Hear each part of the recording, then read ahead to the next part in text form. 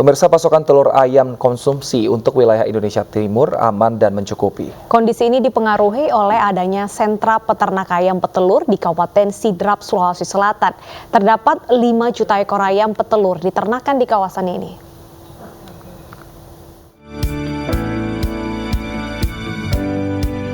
Kementerian Pertanian melalui Direktorat Jenderal Peternakan dan Kesehatan Hewan menyampaikan ketersediaan telur ayam ras untuk konsumsi di Indonesia wilayah timur aman dan mencukupi. Hal ini disampaikan Direktur Jenderal Peternakan dan Kesehatan Hewan saat kunjungan kerja ke salah satu peternakan ayam ras petelur di Kabupaten Sidrap, Sulawesi Selatan yang merupakan daerah penyuplai telur ayam terbesar khususnya di Indonesia wilayah timur. Di Kabupaten Sidrap sendiri terdapat 75.000 ton dari 5 juta ekor populasi ayam teras petelur. Sementara kebutuhan telur ayam ras saat ini sebanyak 70.000 ton. Dengan angka ini dapat dipastikan stok telur mengalami surplus dan dapat dipastikan stok telur tercukupi hingga setahun. Dengan kita melihat produksi yang berlimpah, kita bisa memastikan insya Allah produksi nasional kita itu cukup untuk 1 tahun ini. Ya, kalau di September sendiri ini kita neraca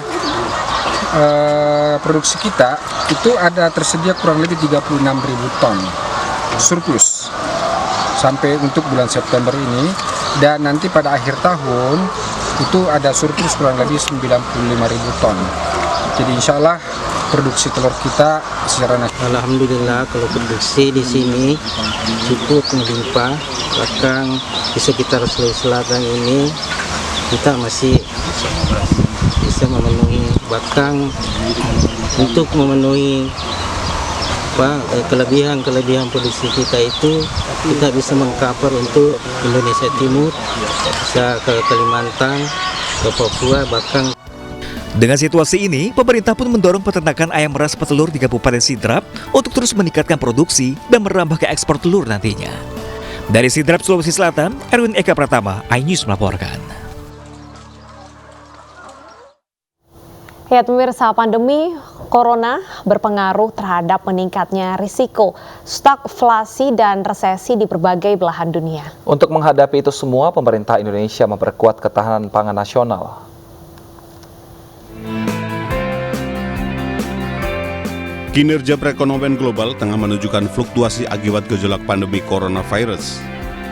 Untuk menjaga stabilitas perekonomian nasional, pemerintah berupaya memastikan ketersediaan pangan bagi masyarakat, apalagi setelah kenaikan harga BPN akibat dari pengurangan subsidi.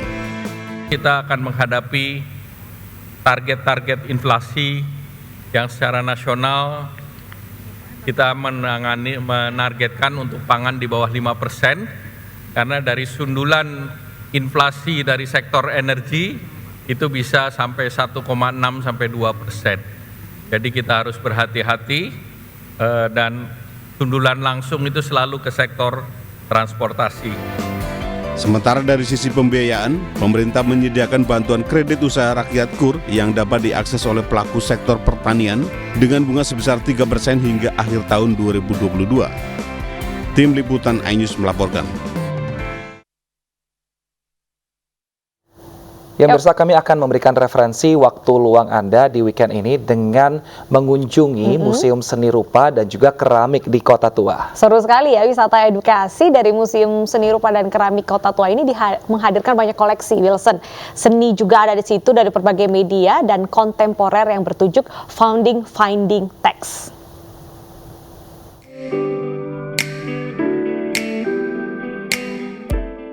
Untuk Anda para pencinta seni, manjakan mata Anda dengan karya-karya indah penuh makna di Museum Seni Rupa dan Keramik Kota Tua, Jakarta Barat.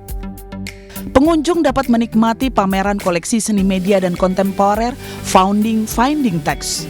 Pameran ini berlangsung dari 16 September hingga 16 Oktober 2022. Gagasan kurasi pameran ini ingin mendialogkan karya dari masa lalu dan masa kini dalam konteks sejarah, sebagai sebuah peristiwa yang membentuk masa kini dan bagaimana masa kini menafsirkan sejarah dari berbagai sudut pandang. Pameran ini juga sempat dihadiri istri Gubernur DKI Jakarta Anies Baswedan, Ferry Farhati, turut melihat karya koleksi yang pernah dipamerkan di Rijksmuseum di Belanda sebelumnya, yakni karya perupa Hendra Gunawan dan Henk Ngantung.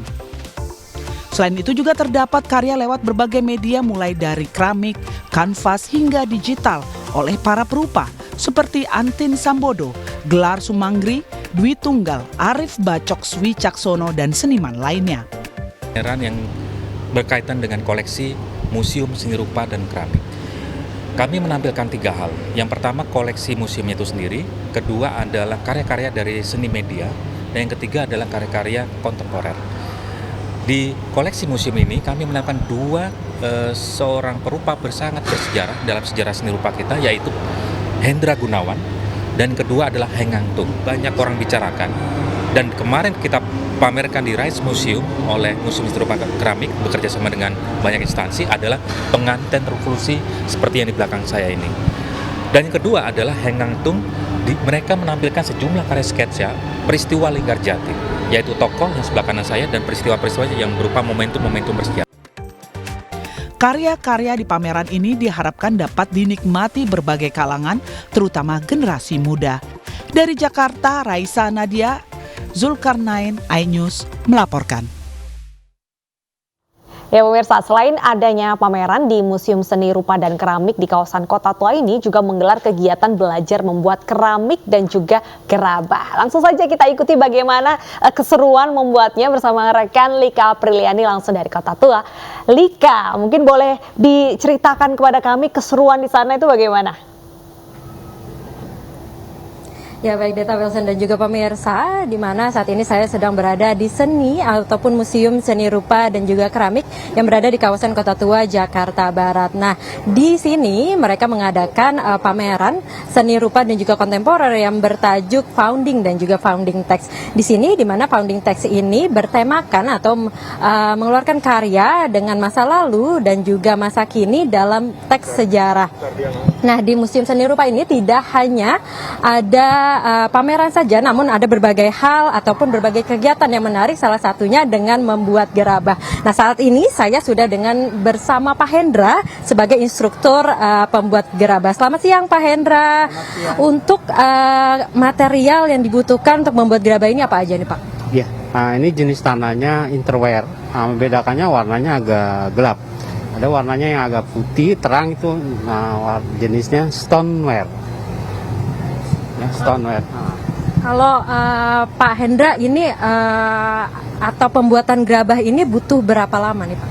Ya, untuk butuh membuat pas bunga ini minimal 20 menit. 20 menit sudah selesai. Ya. Kalau boleh tahu teknik-teknik yang dibutuhkan untuk membuat gerabah ini apa aja nih Pak? Ya, ini adalah teknik putar. Ini alatnya masih tradisional. Ini teknik putar. Terus ada teknik lempeng, ada tanah dilempeng-lempengin.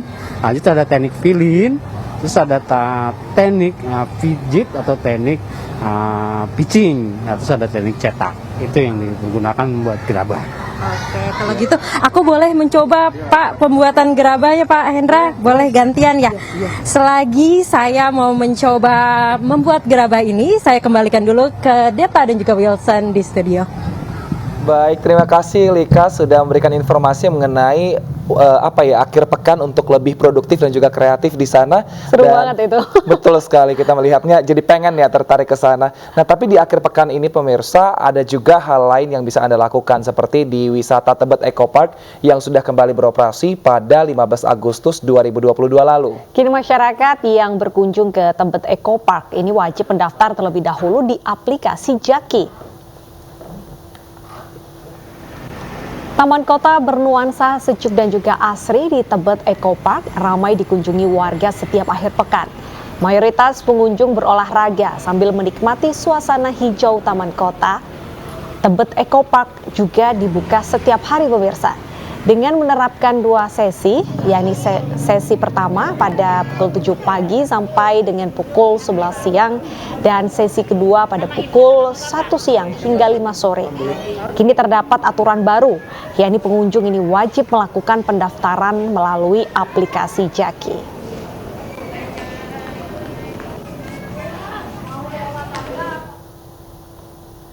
Seperti apa pemberlakuan dari sistem baru yaitu sistem booking? Kita akan langsung menghubungi rekan kami Nasta Syafrina dari Tebet Eco Park. Ya, Nasta, bagaimana keseruan liburan akhir pekan dan seperti apa cara bookingnya melalui aplikasi tersebut? Ya, selamat siang Deta dan juga Wilson. Kini juga Tebet Eco Park sudah kembali dibuka.